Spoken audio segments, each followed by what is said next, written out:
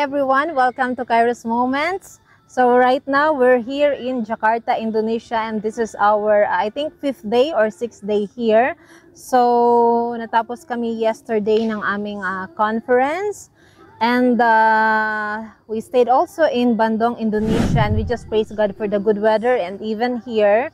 So, kumusta po ang lahat? So, let's not forget to give thanks to God for everything that He's doing to all of us and through all of us. Because every day and every breath, God is good. So, right now, ayan, namasyal muna kami. So, we're here in Taman Mini, Indonesia, Indah. So, I think Indah is the right pronunciation. So, this is more than...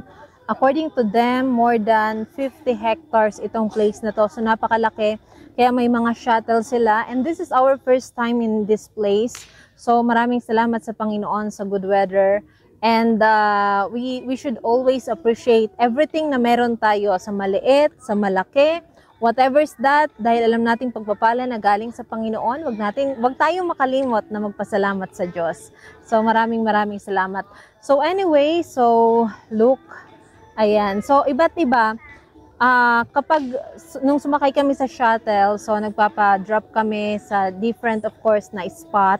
Pero isa ito sa sa highlight nila. And also, they have cable car na iikot ka.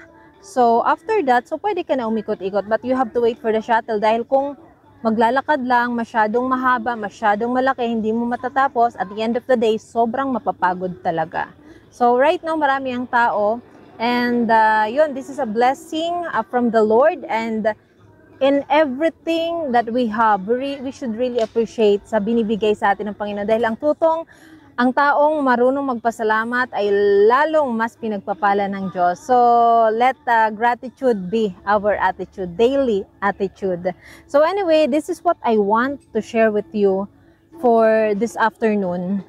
Galatians chapter 6 verse 9, let us not become weary in doing good, for at the proper time we will reap a harvest if we do not give up. Now, I want to share a quick testimony for this, but I'm not going to mention the specific place, even of course people, but this is one of our experiences, even lalo na pagpunta namin dito, no? So, parang Pilipinas lang din. It's like Philippines, pagbaba mo ng airport, so pag-aagawan ka ng ibang mga taxi driver. So, akala mo security guard doon sa airport, and then they will as if talagang willing to help you na ibubuk ka ng Grab, ganito. So, may mga app sila, pero sobrang halos times 3 or times 5 yung kanilang price compare with the regular price. So, parang may similarity ha, but I'm not saying na what do you call this, na lahat ay ganon, kasi ang dami pong mga mabubuting tao, and we praise God for that.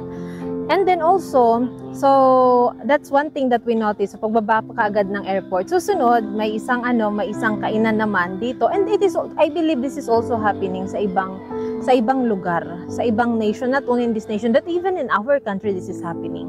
That for example, if you have the opportunity na mag-take advantage, kung ikaw ay nagtitinda, if you have a business and you have the opportunity na mag-increase ng price mo, i-include mo yung VAT, whatsoever, but doon sa price mo ay hindi naka-include ang VAT, and then pa nag-compute ka sa customer mo, saka mo sasabihin, hindi pa kasi kasama ang VAT, but you did not put there or any announcement whatsoever na wala pa ang VAT. So ngayon, we have experience na ganun din. Kumain kami, pagkatapos, so nakalagay doon ang price nila. Then, we gave at least 50,000 na, anyway, ang laki ng value ng pera nila dito ha. So, ang 50,000 dito ay rupiya ba ang term ng nila? So, ang 50,000 ay equivalent sa 500. So, yeah, it's like 500 pesos. So, ang nakalagay doon 39 and wala na sa aming sukli. So, I just asked why 39 and walang sukli. Pwede naman hindi na. Pero, of course, we have to do what is right.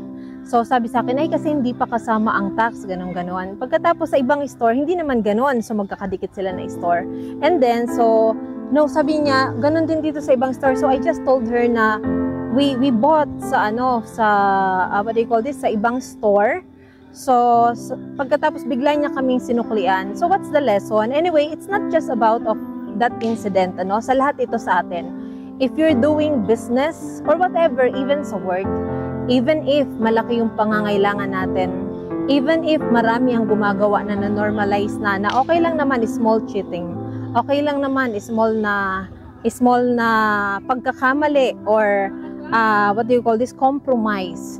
So, ang iba na normalize na talaga yan, marami sa atin, sa pagtinda, even sa timbangan. But, can I tell you this? Even if malaki yung pangangailangan, even if talagang sobrang hirap ngayon ang sitwasyon natin, even if talagang nako-corner tayo because financially walang-wala tayo, but can I encourage you? Let us not conform to the pattern of the world. Let us not compromise, because at the end of the day, do not stop doing good. Because at the end of the day, it is God who sees our heart. It is God who will reward. And I believe sa bawat action natin, sa kabila ng we have a lot of opportunities to take advantage, pero gawin natin ang tama. Because it is what the Lord wants for us. It is not only for other people, but it is also for the sake of us also, because God sees what we're doing, and God sees what's inside our heart, and also what we're doing to other people. Whatever that we did sa ibang tao, yun din ang ginagawa natin sa ating Panginoon. Remember that He is the Maker, He is our Creator. So, hindi tayo pwedeng mag-take advantage sa Kanyang linikha. So, even if, kapatid, life might be sometimes difficult, but choose to do what is right. Choose to do what is good. Even if sometimes parang akala natin kawalan na, but at the end of the day, we will see the reward of God. Because God is faithful to His word, and we cannot go against sa Kanyang principle sa kaharian niya. So you see, and appreciate everything that the Lord is doing in our lives, just like this. So we praise God. Maraming salamat, everyone, ladies and gentlemen. Thank you so much. Brothers and sisters in Christ, maraming salamat. Patuloy tayo na magmahal kahit na hindi ka mahal-mahal. Patuloy tayo na magpatawad kahit na minsan parang ang hirap magpatawad. Patuloy tayo na gumawa ng mabuti even if malaki ang pangangailangan natin. Let us not take advantage sa ating kapwa. So love. Thank you, and to God be all the glory. Thank you so much. God bless.